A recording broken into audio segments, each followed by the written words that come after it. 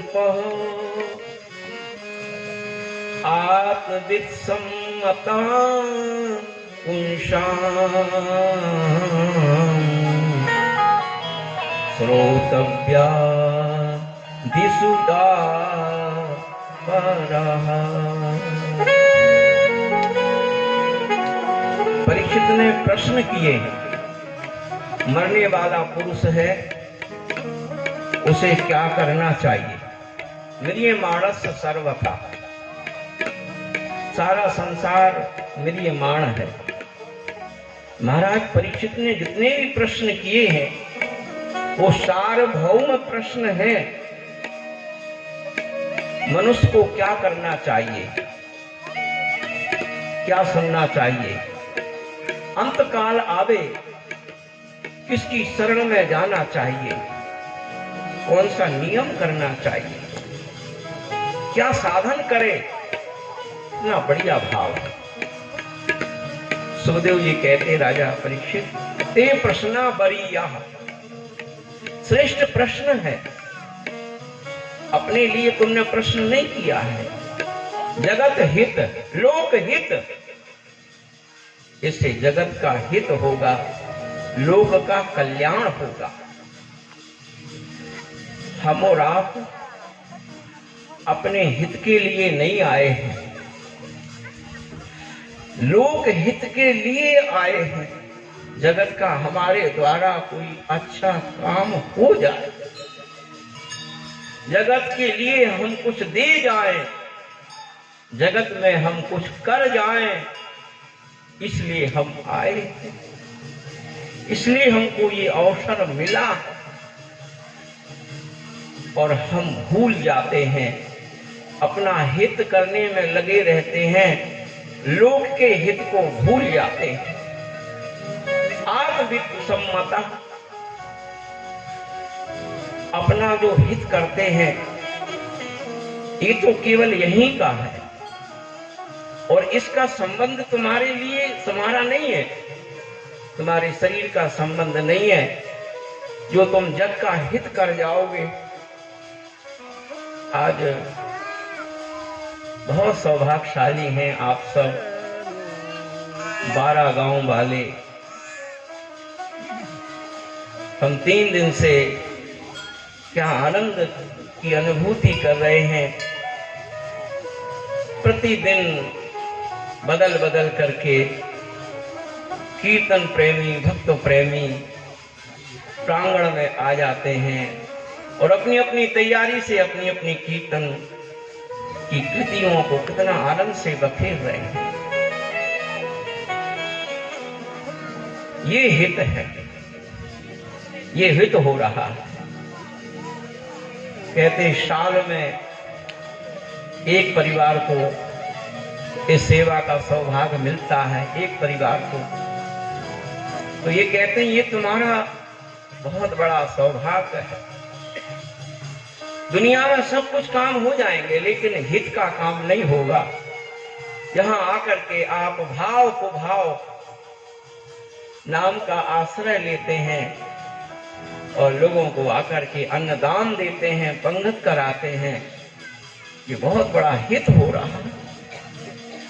ये इस क्षेत्र का परम सौभाग्य है, अति सौभाग्य है और अति भाग्यशाली हैं इस जो लोग इसमें जुड़े हुए हैं।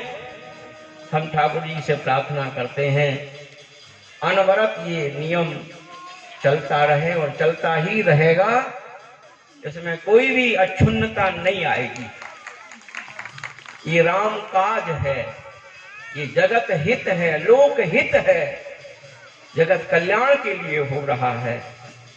कितने जीव नाम को सुनते हैं, पड़े पड़े, सोते सोते, बैठे बैठे, खाते खाते, अपनी मस्ती में जहां जो रहते हैं वही नाम का ध्वनि कानों में श्रवण करते हैं, श्रवण कराते हैं आप। इससे बड़ा और कोई दान नहीं है जीवन में।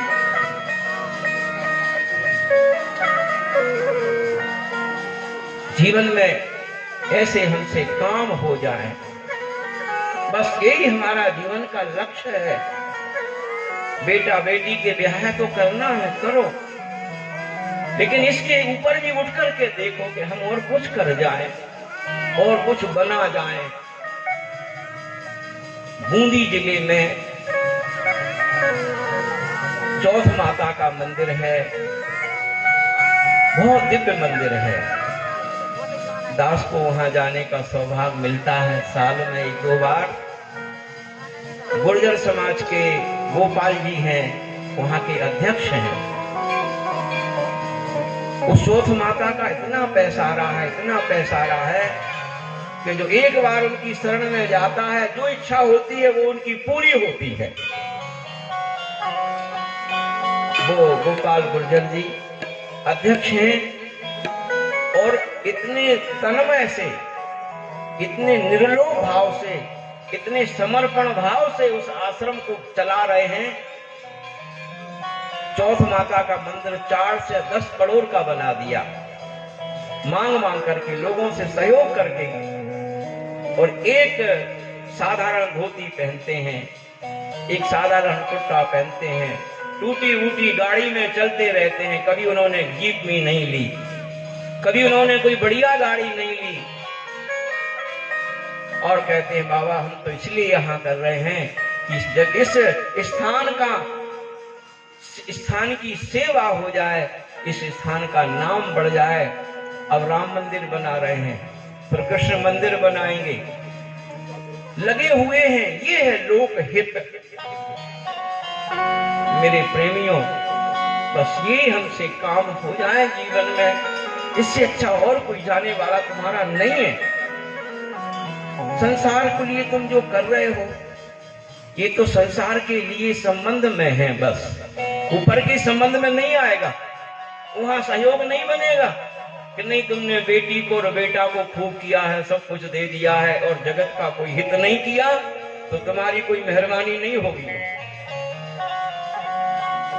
सबका संबंध रखो, लेकिन सच्चा संबंध जो है वो लोक हित करो, हमसे हित हो जाए, कोई अच्छा काम बन जाए जिससे लोग हमें याद करें, लोगों के काम आवे, लोगों को सहयोग मिले, जगत में लोगों को कुछ आश्रय मिले। आश्रम का अर्थ क्या होता है? जहां कोई भी श्रम हो गया है और वहां जाकर के वो दूर हो जाए, वो है आश्रम, आश्रय। हम और भी यहाँ के संशोधन के बारे में भी आप सबसे निवेदन करेंगे। वैसे तो आप सब और हनुमान जी महाराज सब सहज में करवा रहे हैं, सब हो रहा है, और भी बहुत अच्छा व्यवस्थित कार्य हो। जैसे चौथ माता बूंदी पर बहुत व्यवस्थित कार्य है, नित्य भंडारे भी होते हैं, कोई भी साधु संत पहुंच जाते हैं, जो जैसे योग्य होते हैं उस योग्य संतों के लिए सेवा भी देते हैं। यहाँ भी ये सब हो रहा है, बहुत अच्छी बात है। परीक्षित, जगत में तुम आए हो, परिवार के लोग सब डाकू हैं, स्वजनात डस्सु भी। सुखदेव जी कहते हैं परिवार के लोग चोर हैं, ये डाकू हैं। वो डाकू तो आंख बचा करके और हमारे से छिप करके और हमारे माल को लूट करके ले जाते हैं, और ये परिवार के लोग हमको फुसला फुसला करके, प्रेम कर करके, दादा दादी बोल बोल करके लेते रहते हैं, और हम इनको जीवन भर देते देते लगे रहे, इन्हीं को करते रहे। इसलिए स्वजनात दंसुभी, ये परिवार के लोग डाकू हैं, ये चोर हैं, जो हमारे मूल्य धन को चुरा रहे हैं, हमारी मूल्यता को ले रहे हैं, और हम भूल गए, हम इनके मुंह में फंस गए हैं। हम क्या करने आए थे और क्या करने लग गए। तुमने कहा क्या सुनना चाहिए, क्या जपना चाहिए, तो कहते राम ही सुमिरिए गाइए, राम ही संतत सकल राम गुण गावई। एक नाम का आश्रय बताया है, नाम लेते चलो, और कोई साधन परिपक्व नहीं हो पाएगा कलयुग में। साधना नहीं हो सकती, भजन नहीं हो सकता, बैठ नहीं सकते। इसलिए राम ही सुमरिए हरे नामानुकीर्तनम, भगवान का नाम लेते रहो, चलते फिरते, खाते पीते, उठते बैठते। राम नाम बैंक का भी आप लोग सहारा लेते हो, ये बहुत अच्छी बात है। हम तो कह रहे हैं इतना बड़ा अभ्यास जीव में डाल लो कि नाम के बिना जीव रहे ही नहीं, बस कल्याण हो जाएगा। एक संत थे, वो निरंतर राम राधा राधा राधा राधा जपते रहते थे 24 घंटे। सो जाते तब भी उनकी जीव राधा राधा राधा, डोल डाल जाते वहां भी राधा राधा राधा। हरिवंश महाप्रभु जी से शिष्यों ने जाकर के निवेदन किया कि महाराज हरिराम व्यास जी जो आपके चेला हैं, ये डोल डाल जाते हैं, वहां भी नाम लेते रहते हैं, वहां तो कम से कम बंद हो जाना चाहिए। जय जय श्री राम। महाप्रभु जी ने बुलाया, क्यों हरिनाम? बोले क्या महाराज इस समय राधा नाम लेते हो? बोले क्या करें, जीव को अभ्यास पड़ गया है, वो रुकती ही नहीं है। नीचा सिर करके आ गए, गुरु के सामने कुछ बोले नहीं, और जब डोल डाल करने बैठे तो जीव को उन्होंने पकड़ लिया बड़ी जोर से, जीव को पकड़ लिया। लोगों ने देखा ये और बुरा कर रहे हैं, देखो जिस जीव से सरस्वती का वास है, जिस जीव से हम सब कुछ अन्न आदि जल आदि ग्रहण करते हैं, और अपवित्र अवस्था में, शौच अवस्था में ये जीव को पकड़ लेते हैं, ये तो गलत करते। फिर महाप्रभु जी के पास उनको पहुंचाया तो बोले महाराज क्या करें, मेरी जीव मानती नहीं है, चलो छोड़ो जाओ, जब तुम्हें नाम लेना और लेते रहो।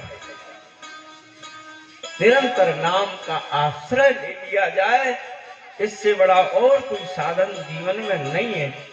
सुबह उठो तो नाम लेके लग जाओ, चाय बनाओ तो नाम लो, तैयारी करो जाने की तो नाम लो, गोबर करो तो नाम लो, रसोई बनाओ तो नाम लो, स्नान करो तो नाम लो। हर क्रिया आपकी मंगलमय हो जाएगी नाम का आश्रय लेने से। इतना बड़ा नाम का आश्रय है, और संयम नियम हो ही नहीं सकते, और नाम जरूर ही तुम्हारे जीवन में तुम्हें फल देगा। कहते हैं राजन 7 दिन की अवधि तो बहुत है। अरे खट्वांग राजा ने एक मुहूर्त में परलोक सुधार लिया था। खट्वांग राजा हुए हैं राम के वंश में। देवताओं से पूछा हमारी आयु कितनी है? बोले 24 मिनट की है। तुरंत खट्वांग राजा ने 24 मिनट में ही परलोक सुधार लिया। 4 खानी जग जीव अपारा, 4 खाने जग जीव अपारा, अवध तजे तनु नहीं संसारा, अवध तजे तनु नहीं जंजारा, 4 धाम जग जीव अपारा, 4 जीव अपारा, अवध तजे तनु नहीं संसारा।